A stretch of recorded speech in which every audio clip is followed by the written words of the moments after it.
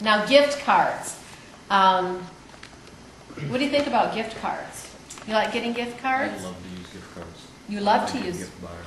You what? I like to purchase people gift To cards. purchase people so that gift they cards? can have their choice. Some years Okay. that's all I've done is go to half price books and buy a bunch of gifts, because they slash their prices after Christmas, get my kids Okay. $20 gift cards. Gift cards. And I hate getting them because to keep them all together, I can't find an envelope that won't tear in my purse. I'm constantly putting them all in envelopes and I forget about it. Yep. You And know? the retailers love that. That's Yeah. really what they Yes. hope happens. Statistically, only 20% of the coupons that are sold at Christmas are redeemed. Really. Oh my God. Isn't that I've awesome? heard that the loss of those gift cards, the retailers make a bundle. That's Do you exactly- have And you the know what? figure? I went to use one last week that I'd actually bought a gift card to Hobby Lobby for my daughter 2 Christmases ago. And she never used it, and I found it, and I thought, I need some things. Great, I'll go there. Do you know that there It's was nothing expired. on that gift card? Because after a certain amount of time, they start deducting $2 a month Yeah. service fee. Oh, It no. completely depleted that gift card. And another thing too is you have to watch. If sometimes them have an expiration date. If you hadn't used it within a year, That's true. Yeah. it's not good. And that makes me so mad.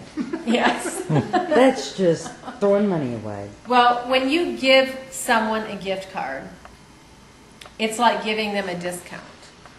It's not, yes? Does your company have gift cards for people? Like if you want to bless somebody but you don't know what they really need? I am going to talk about that in an awesome way. In an awesome way. Yeah. When you get a gift card for somebody, you've given them a discount. Because when you go to spend your gift card, do you ever get something for exactly that amount? No, never. Is it less? Yes. So you sometimes end up with what the gift card is less or the amount that you're spending is less? Well, both. Okay, because if you spend the gift card and you get 17 cents left on it, then do you throw that gift card away? Yeah. I carry it. No. I don't. Is I that toss it. See, you should, but I keep it and then I forget how much is left on it. So you know what? It gets me back in the store again.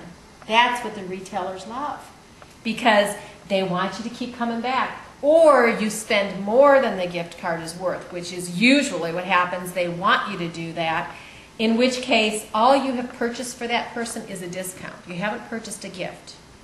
That person does not equate whatever they buy with you.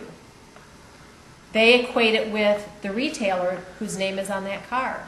And that's what the retailers want. It's that, what did you call it, Dave, the brand?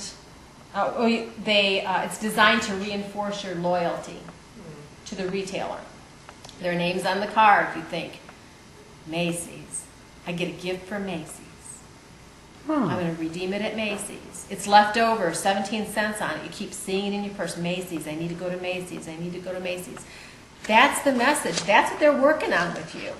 And so when you get somebody a gift card, you're not getting them a gift. You're not getting them a blessing. You're actually giving them a liability because they're going to have to spend more money probably to use it. And you're playing right into the hands of the retailers. So this is not a game you can win. The retailers are in business for a purpose. You are their pawn, and the better you can equip yourself before you go out there, the better for you. And that's really what I want to help you with, is helping you to develop your plan. Now the worksheet that you have, it looks like this. Inside there's a spreadsheet that gives you some ideas of people you might be purchasing gifts for. And then it tells you different categories of gifts that you might have, like if they have a particular hobby, or if you wanted to buy apparel or jewelry or pamper them in some way, or buy a household item, a food item. If it's just a token gift, maybe it's a mail carrier or something that you want to buy a little gift for. If they live at a distance and you need to send a gift, you would need to designate that because that all plays into your budget. And then if you have a dollar amount. And so if you can come up with a budget of what it is that you want to spend and include on here, I've got hostess gifts, teacher gifts, any little thing that you're going to need to spend and include that, you've got a plan. And if you can go into the store with a plan, at least if you deviate, you know what it's doing to you. You know what it's doing to your budget, and it's not going to be a surprise later when you get your credit card bill. So that worksheet is one tool that I have for you. Another tool is, here, if you would take one and pass these around. That document there is an FTC consumer alert, and it just gives you some tips. Gives you some tips from the FTC on things to look for, things to be aware of. One of the things that they tell you very first, getting started by making a shopping list and a realistic budget and sticking to it. And then in terms of shopping the holiday sale ads, read the ads carefully. Look for things like quantities limited, no rain checks, not available at all stores. Look for those things. Consider your time and your travel costs.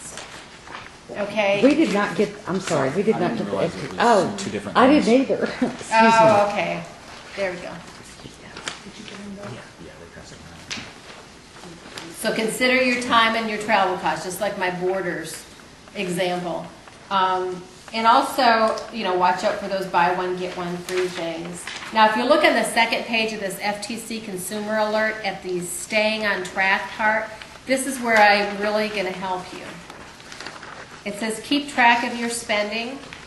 Your incidental and impulse purchases add up. But all the rest of these things I can help you with. If you shop through my website, I have your receipts saved. I have gift receipts for you. I can handle your returns, your refunds for you, and all the records are with me on my website. So all of that accountability of keeping track of those purchases and figuring out what you spent, and if I need to return it, how do I do that? I can do all that for you. So just take those two articles with you and refer to those later to give you some additional tips. But beware of associated costs. One of our partner stores on my website is Hickory Farms. And one of the advantages I have on my website is that if I shop at these stores, they pay me. They give me a kickback for shopping there and for referring business to them.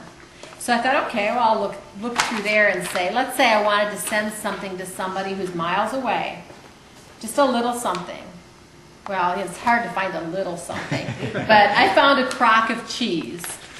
It was $19.99 for a crock of cheese, and I love those crocks of cheese from Hickory Farms. So I thought that would be, if I were to send somebody a crock of cheese for $19.99, and I look it up, shipping was going to cost me an additional $10. So I have just spent, or I would have spent $30 to send somebody a crock of cheese. Or should I say that's a crock? But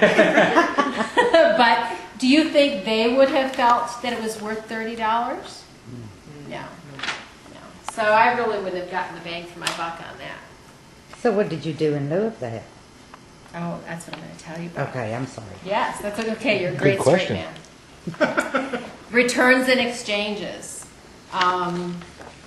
With our business, any of these items that are exclusive items are guaranteed for up to 6 months, and I'll handle your return and your exchange. Have any of you known anybody, because I won't ask if you've done this, have you ever known anybody that had a stash of gifts in their closet? Maybe they received a gift that they really didn't want. They could give it to somebody else sometime. Or they found something deep discount price. The re-gifter. Picked it up and stashed it in their closet, just in case you get those last minute gift needs.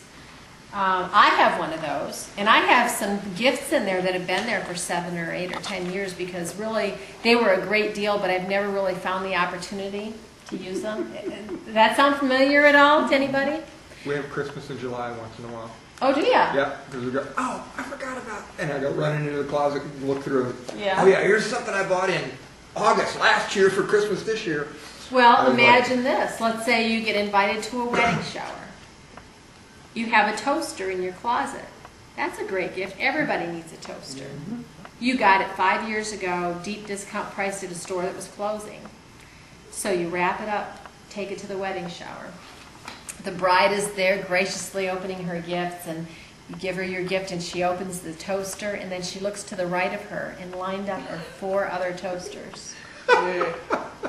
But she knows how organized you are, and she knows she can ask you for the gift receipt so she can exchange it.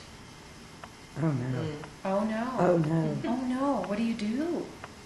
You spent $5 5 years ago on a store that was closing.